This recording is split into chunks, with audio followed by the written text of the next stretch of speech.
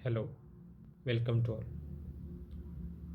आज हम ज्योग्राफी का जो पेपर सेकंड है, रिसोर्सेज एंड एनवायरनमेंट अर्थात संसाधन एवं पर्यावरण, उसके सिलेबस के बारे में जानेंगे। इस पेपर के अंतर्गत जो संसाधन क्या होते हैं, मनुष्य ने किस प्रकार पर्यावरण से प्राप्त करता है और इनका जो वितरण क्या है तथा आर्थिक और पर्यावरणीय महत्व क्या है, किस प्रकार संसाधनों का जो उपयोग या दोहन है वो पर्यावरण को प्रभावित करता है, इनके अतिदोहन से किस प्रकार या कौन कौन सी पर्यावरणीय समस्याएं उत्पन्न होती हैं, उनका किस प्रकार संरक्षण किया जा सकता है और किस प्रकार पर्यावरणीय प्रबंधन किया जा सकता है, कौन कौन से उपाय हैं, क्या क्या उनकी रणनीतियाँ हैं, इन सब के बारे में इस जो पेपर है इसमें हम पढ़ेंगे।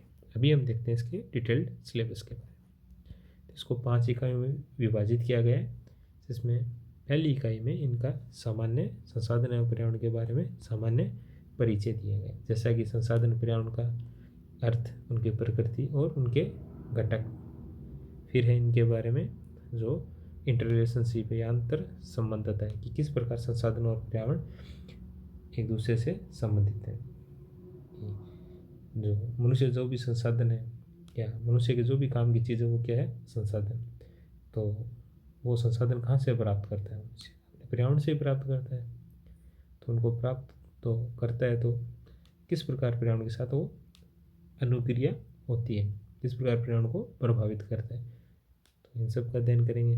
फिर है संसाधनों का वर्गीकरण, कि इसका क्लासिफिकेशन, अर्थात जो संसाधन है वो कौन से संसाधन नवीकरणीय है, कौन से अनवीकरणीय है, अर्थात किन संसाधन जो सीमित हैं उनका दोबारा उपयोग रीयूज नहीं किया जा सकता है, कौन से ऐसे हैं जैसे कि सौर ऊर्जा, पवन ऊर्जा, इन सब का क्या बार बार उपयोग किया जा सकता है और असीमित उपयोग किया जा सकता है। और इसके अलावा दूसरा वर्गीकरण का आधार हो सकता है जैविक संसाधन तथा अजैविक संसाधन। जैविक संसाधन जैसे कि वन, जीव, जो पशुधन, मत्स्य, कृषि आदि। अजैविक भूमि, जल, खनिज इत्यादि से। फिर इकाई 2 में हम जो विभिन्न जो संसाधन है उनका वितरण और उनके उपयोग के बारे में पढ़ेंगे। इसके अंतर्गत है खनिज संसाधन, ऊर्जा संसाधन, वन संसाधन, फिर जंतु संसाधन और तथा मत्स्य।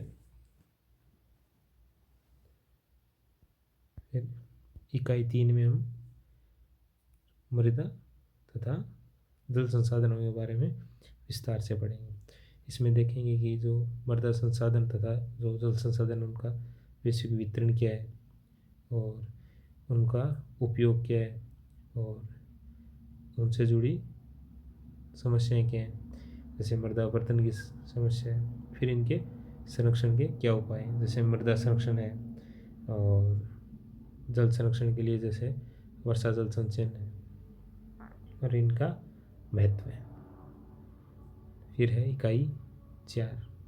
इकाई 4 में हम जैसे इकाई 1 में पर्यावरण के संसाधन के वर्गीकरण के बारे में पढ़ा था, उसी प्रकार इकाई 4 में पढ़ेंगे हम पर्यावरण के वर्गीकरण के बारे में। पर्यावरण कितने प्रकार का होता है, 2 प्रकार का होता है, प्राकृतिक पर्यावरण तथा मानवीय या सामाजिक पर्यावरण।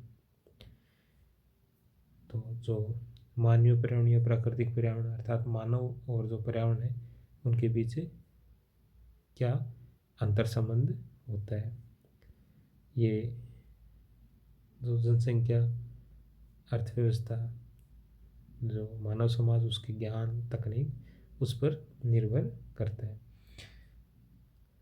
जैसे कि अगर औद्योगिक क्रांति से पहले के काल को देखें तो तब क्या था, जनसंख्या कम थी, अर्थव्यवस्था कृषि आधारित थी, तकनीकी स्तर में मनुष्य आज की तुलना में बहुत पिछड़ा था।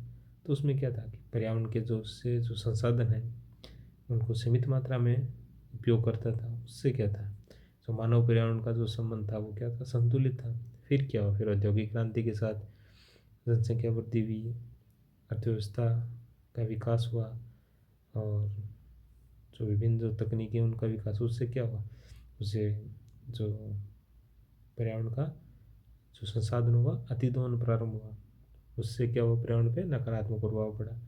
जैसे उदाहरण के लिए वर्तमान में हम देखते हैं कि जो कार्बन उत्सर्जन, जलवायु परिवर्तन, तो इस प्रकार हम किस प्रकार जो मानव पर्यावरण के संबंध, इन सब जो जनसंख्या, अर्थव्यवस्था और तकनीकी स्तर के जो कारक हैं इनसे संबंधित हैं, किस प्रकार प्रभावित होते हैं, किस प्रकार की प्रकृति बदलती रहती है, डायनामिक नेचर की, इन सब के बारे में अध्ययन करेंगे। फिर विभिन्न प्रकार के जो पर्यावरणीय प्रदूषण है वो आपकी इकाई 4 के अंतर्गत कवर किए गए। इनमें जल, वायु, ध्वनि, मृदा, रेडियो सक्रिय इत्यादि जो प्रदूषण के प्रकार हैं उनके कारण, प्रभाव, उपायों के बारे में हम पढ़ेंगे।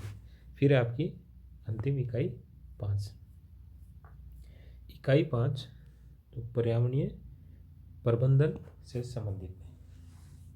इसमें जो विभिन्न प्रकार के संसाधन हैं, वन, मृदा, वन्य जीव, किस प्रकार इनका जो पर्यावरण पे प्रभाव पड़ता है, इनके बारे में हम पिछली इकाई में जान चुके हैं। इसमें हम देखेंगे कि किस प्रकार इनका जो नकारात्मक प्रभाव है उसको मिनिमाइज किया जा सकता है और इनके जो पर्यावरण पे जो पड़ने वाला सकारात्मक प्रभाव है उसको बढ़ाया जा सकता है। तो इसमें जो किस प्रकार ये पर्यावरणीय प्रबंधन किया जाए, जो पर्यावरणीय जागरूकता है, पर्यावरणीय शिक्षा है और इन सब से जुड़ी जो समस्याएं हैं और इनके बारे में, साथ ही निर्वनीकरण तथा ग्लोबल वार्मिंग जैसी जो ज्वलंत समस्याएं हैं पर्यावरणीय, उनके बारे में इकाई 5 के अंतर्गत हम अध्ययन